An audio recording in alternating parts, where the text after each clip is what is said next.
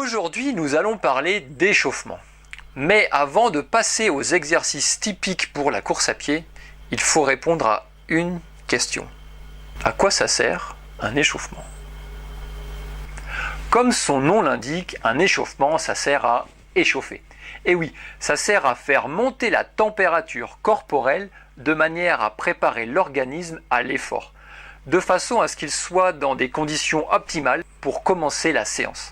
Pour comprendre, voici une courbe de séance avec la variation de son intensité dans le temps. Cette courbe est divisée en 3 phases. Une phase d'échauffement, une phase de corps de séance et un retour au calme. On peut donc observer que pendant la phase d'échauffement, l'intensité va monter progressivement jusqu'à celle du corps de séance, là où elle est censée être au maximum, et qu'en fin de séance, la fréquence cardiaque va redescendre, et c'est ce qu'on appelle la phase de retour au calme, avant la fin de l'entraînement. Physiologiquement, l'échauffement va permettre d'augmenter le rythme cardiaque.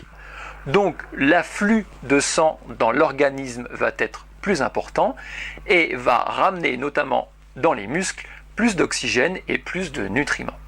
Concernant les muscles et les tendons, qui avant l'effort sont un peu raides et absolument pas préparés, le fait de les solliciter et d'augmenter leur température va permettre de les rendre un petit peu plus souples et prêts à l'effort, et ainsi éviter les blessures. Stimuler les articulations va leur permettre de libérer un liquide synovial qu'on appelle la synovie et qui lui son rôle est de lubrifier l'articulation et donc la rendre plus mobile. L'échauffement a aussi un intérêt psychologique. En vous échauffant, vous êtes déjà dans votre séance, vous êtes déjà en train de vous imaginer les exercices que vous allez devoir faire et ça c'est déjà une préparation mentale, une sorte de motivation. Je vous propose maintenant de passer aux exercices pour la course à pied. Salut à tous. Alors pour beaucoup de coureurs, l'échauffement se résume à un petit footing durant lequel en fait vous allez faire monter progressivement la vitesse de course. Malheureusement, ce type d'échauffement n'est pas suffisamment complet pour bien préparer vos muscles et notamment vos tendons à l'effort. Donc là, je vais vous présenter un petit circuit d'exercices qui va vous permettre de mieux préparer votre corps à l'effort et de pouvoir derrière bien attaquer votre séance de course à pied.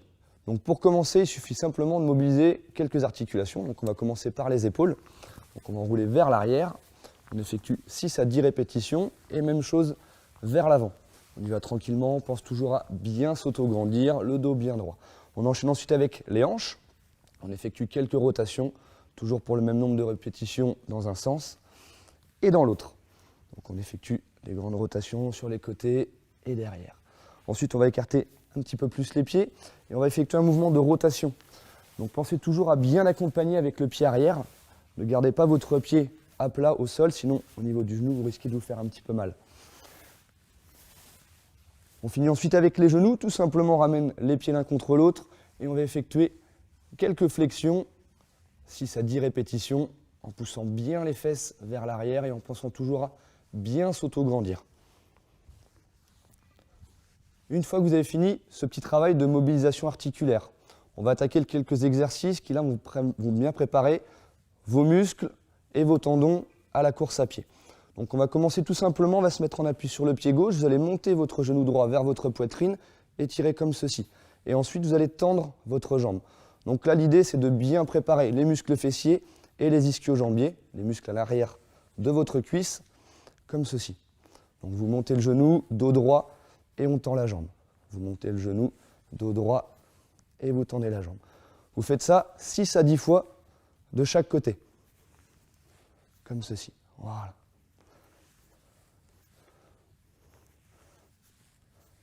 Donc une fois que vous avez fait cet exercice, vous allez trouver un petit support, un muret ou un banc d'une hauteur de 40 à 50 cm. Vous allez poser votre pied droit sur le banc. Donc, au niveau des consignes importantes, c'est de toujours avoir les pieds bien parallèles. D'accord ? Donc, votre genou est un petit peu en retrait par rapport à votre cheville. Vous allez pousser votre bassin vers l'avant tout en vous grandissant, comme ceci.